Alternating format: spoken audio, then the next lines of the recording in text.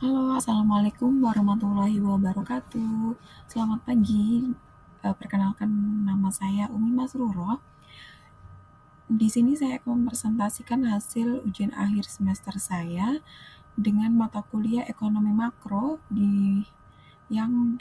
dengan dosen pengampu Ibu Cindy Claudia Putri, SAK, MAK, AK. Baik, eh, di sini saya akan mempresentasikan dengan topik pembahasan analisis keuangan Argentina. Kondisi makroekonomi Argentina tahun 2023-2024. Argentina mengalami perubahan ekstrim dalam kondisi makroekonominya antara tahun 2023 dan tahun 2024.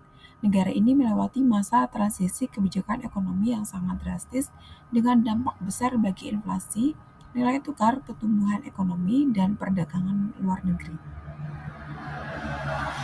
Outlook perekonomian. Yang pertama adalah inflasi. Pada tahun 2023, inflasi Argentina mencapai 211,4%, tertinggi di dunia. Namun, lewat program pengetatan drastis sejak akhir tahun 2023 di bawah Presiden Javier Milei, tingkat inflasi bulanan turun tajam menjadi sekitar 2-4% per bulan sepanjang awal tahun 2024. Rata-rata inflasi tahun 2024 di kisaran 118-178%, kemudian diperkirakan turun ke 25-40% di tahun 2025. Yang kedua adalah kurs. Pada Desember 2023, pemerintah mendiskontinuitas kontrol kurs dengan devaluasi besar sekitar 54%, lalu menerapkan clawing peg -2% per bulan yang sejak Februari tahun 2025 dikurangi menjadi -1% per bulan. Proyeksi OECD memprediksi kontraksi PDB -3,8% per tahun 2024, lalu rebound plus 3,6% di tahun 2025 dan 3,8% di tahun 2026. Yang ketiga ada PDB, ekonomi terkontraksi -1,6% di tahun 2023 dan turun lebih dalam di kuartal 1 tahun 2024, yakni -5,1% YoY akibat kemarau parah. Selanjutnya, namun pemulihan mulai terlihat di kuartal 2 dan 3 di tahun 2024 dengan rilis data produksi industri, konstruksi dan ekspor menggembirakan serta pertumbuhan 3,9% di QoQ di kuartal 3 tahun 2024. Proyeksi OECD memprediksi kontraksi PDB -3,8% tahun 2024, lalu rebound 3,6% di tahun 2025 dan 3,8% di tahun 2026. Neraca pembayaran dan neraca perdagangan. Yang pertama ada ekspor dan impor barang. Ekspor barang meningkat kuat menjadi 12,5% YoY di Januari sampai Mei 2024 mencapai USD 31,6 miliar, didorong kenaikan kuantitas sekitar 22,2%. Impor barang menyusut menjadi -26% dengan penurunan kuantitas dan harga masing-masing -21,3% dan -5,9%.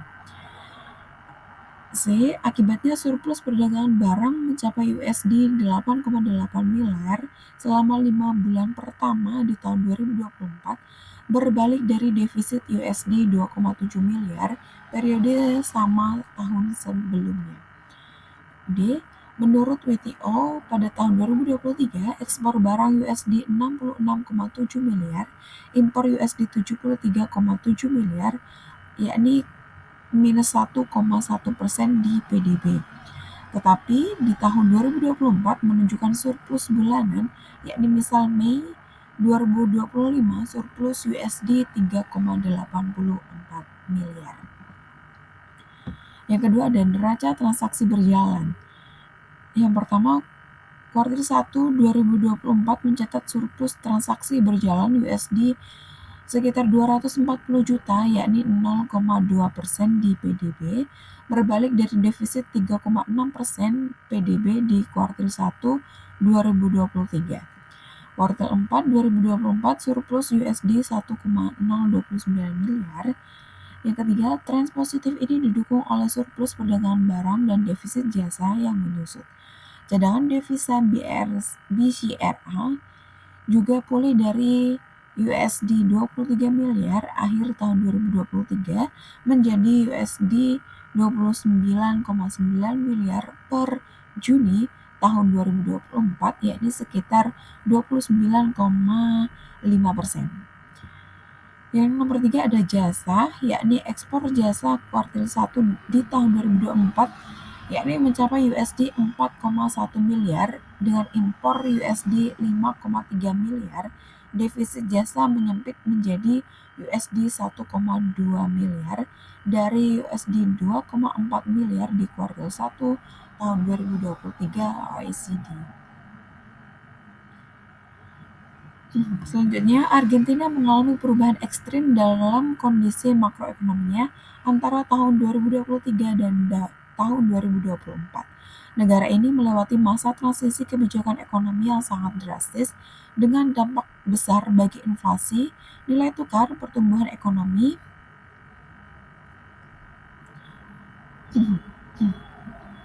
dan perdagangan luar negeri.